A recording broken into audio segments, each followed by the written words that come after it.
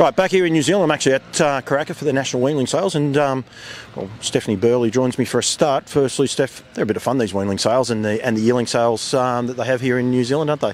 Yeah, it's good. I enjoy coming and helping a couple of days, and yeah.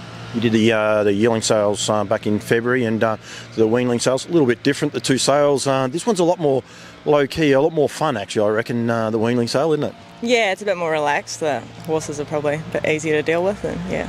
Mind you, the smaller ones seem to have more punch, don't they? Yeah, I've already been kicked once already, so I'm kind of... I forgot that part. I didn't mean it. You lost the hat, you lost a few things yesterday you didn't have. But I think it's amazing, like they parade out there and they do so much in front of so many people. It's just a credit. Like a lot of people worry about weaning their horse, put them in a box and put them out in a paddock. Like, I mean, these guys are just outstanding, like where they go. Both farms, all the farms, the way they're presented, it's just amazing, isn't it? Yeah, it's a credit to everyone that does the stuff with them. It's a big thing for them. They've only just been weaned, and yeah, for them to be thrown in the deep end, they've all been dealing with it pretty well. Interviewed you, I'm going to say January, I think it was at Cambridge, nondescript night anyway, I know that, but you managed to win a race on that occasion, come back from Australia back to New Zealand and won a race.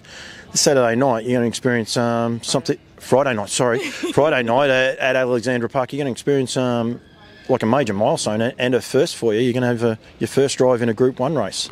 Yeah, I'm very, very excited. It's on a first horse I ever bred too, so yeah, it means a lot. Yeah, there is that backstory to it, but describe when you got told yes, you're going to be right to drive in it. Can you, or like, did you get told by someone, or did you just realise you ticked all the boxes and you were right to go? It's sort of, I mean, I'm just, because he's mine, I guess always going to drive him right through. And then, yeah, John said to me, I think he's good enough to be in there, so yeah. John Dickey, of course. Now, the great part about this horse and harness racing, I reckon, it is a journey. I think we don't take for granted, I suppose, what we can do. But you have bred this horse, so obviously yourself and Mum, decided to put the mare in foal to What the Hill. Like, we got the right hats on and everything like that. It worked out, but I wouldn't have mattered anyway. But so it's a long process. It's probably been, I'm going to say, 4 years in the making to get to this point. Now, whether you win the Derby or not, it's just an amazing achievement, isn't it? When you stop and sit back and think about it, and you probably think the first time, well, let's go to What the Hill, to get to where you got to now. Are you pinching yourself a bit? Yeah, it's it's very exciting. I guess too, I've done a lot of the work with him, so I'm even just proud of him being in there. He hasn't been the easiest horse to do stuff with, and he's just the journey he's been on, really proud of him. He went good last start, and we'll touch on that in a sec, but like you breed them, you see them being born as foals, you have that sort of euphoria, and then I suppose it become a bit of the regular scene with the mum.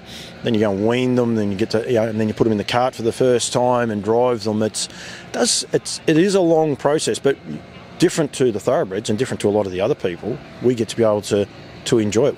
I think sometimes I don't think we sell it well enough. Like, I mean, you weren't that keen on this interview. I'm not going to ask you too much about the form. I don't worry about the form tomorrow night. It's a great race. It's a Breckon Farms Great Northern Derby. It's a time-honoured race too. But the actual journey that we go on is we do take it for granted in this industry a bit, don't we?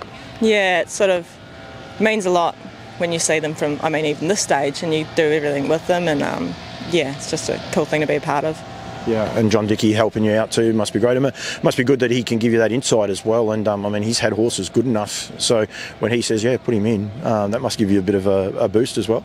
Yeah, I was there was also, because obviously he's the only maiden in the field too, there was a maiden race on as well, and I was like, oh, well, which one do you reckon? He's like, well, it's up to you, but I think he's good enough for the Derby. So for him to say that, it's really exciting. And you only get one crack at a Derby. You'll have your maiden race will be next week or the week after. We're getting heckled from behind. We'll just ignore them. We can put the camera on them a bit later on. But they are time-honoured races. But you're not making up the numbers either. If anyone goes back and watches his last start, although incredibly naughty, he was terrific as well. Yeah, he sort of, probably shouldn't say it, he probably surprised me a lot. I come in and John's like I told you, he's good enough. But yeah, he's one of those horses, we joke he's got a bit of ADHD, gets a bit stirred up a little bit, but he's come a long way. It was just one of those things that he wanted to go with him as fast as he could type thing, and it wasn't the wrong gate, but he made up a heap of ground on his own accord. Like, a lot of people ask me, did you chase him to do that? No, I just sort of let him do his own thing.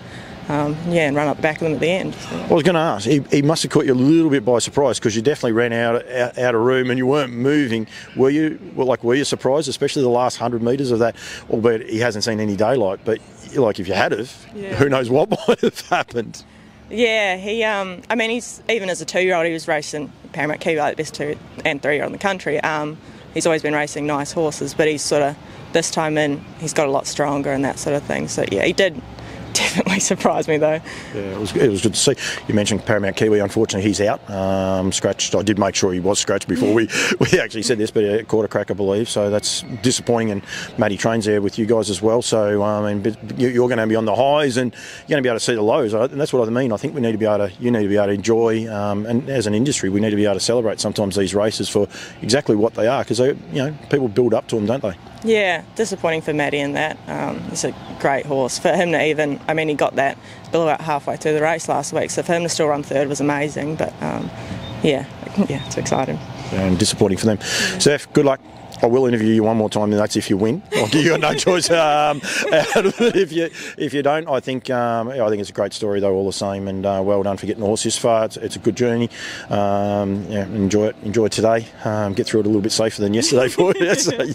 But enjoy the day. Enjoy the experience. And congratulations, making the first Group 1. Thank you.